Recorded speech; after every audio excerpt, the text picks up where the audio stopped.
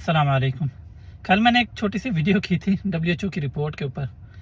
تو مجھے یہ تو اندازہ تھا کہ ہمارے لوگ اکثر یہ شک کرتے ہیں کہ جو بھی عالمی ادارے ہیں وہ سارے امریکہ یا ویسٹ کے کنٹرول میں ہوتے ہیں.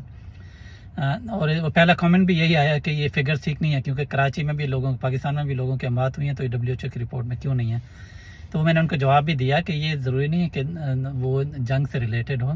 وہاں پہ وہ انہوں نے پروٹیسٹ کیا، بے شک وہ جنگ سے ریلیٹڈ بات کے اوپر پروٹیسٹ کیا، لیکن وہ ہمارے اپنا اداروں یا پولیس کی فائرنگ سے ہوا یا جو بھی ہوا، تو اس کو WHO نے اس کو نہیں کاؤنٹ کرنا کہ وہ جنگ کے دوران ہوئے. میں نے خود WHO کے ساتھ کام کیا ایڈوائزر کے طور پہ ایمرو ریجن میں، اور میری یہ جو رپورٹ جنہوں نے شیئر کی ہے WHO کے جو ایمرو ریجن کی ڈائریکٹر ہیں، وہ سعودی خاتون ہے، سعودی ڈاکٹر ہیں، ڈاکٹر حنان بالخی. ایمرو ریجن کے اندر 21 ملکات ہیں، جس میں سارا یہ پاکستان، ایران، افغانستان اور جتنے گلف کنٹریز ہیں، سعودی عربیہ اور یہ سارے، اور انکلوڈنگ اسرائیل. تو یہ ایمرو ریجن کی جو ڈائریکٹر ہیں WHO کی، وہ میری باس رہ چکی ہیں پہلے. تو انہوں نے یہ رپورٹ شیئر کی تھی. WHO کا ایک ڈیٹا کلیکشن کا ایک سسٹم پہلے سے اسٹیبلشڈ ہے. تو انہوں نے صرف یہ بتانا ہے کہ کتنے زخمی ہوئے، کتنی ڈیتھ ہوئی. انہوں نے یہ نہیں بتانا کہ کون جنگ جیت رہا ہے اور کس کی ہار ہوئی ہے، کس کی جیت ہوئی ہے، کس کے میزائل گرے اور کس کے جو ہے نا وہ جہاز گرے.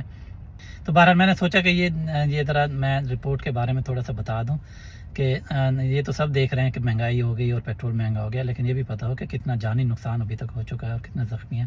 اور جنگ کے زخمی جتنے بھی ہوتے ہیں نا، وہ زیادہ تر زخمی شدید زخمی ہوتے ہیں، تو وہ بھی پھر کاؤنٹ، ان کا ڈیتھ کا کاؤنٹ پھر یہ بڑھنے کا امکان ہوتا ہے.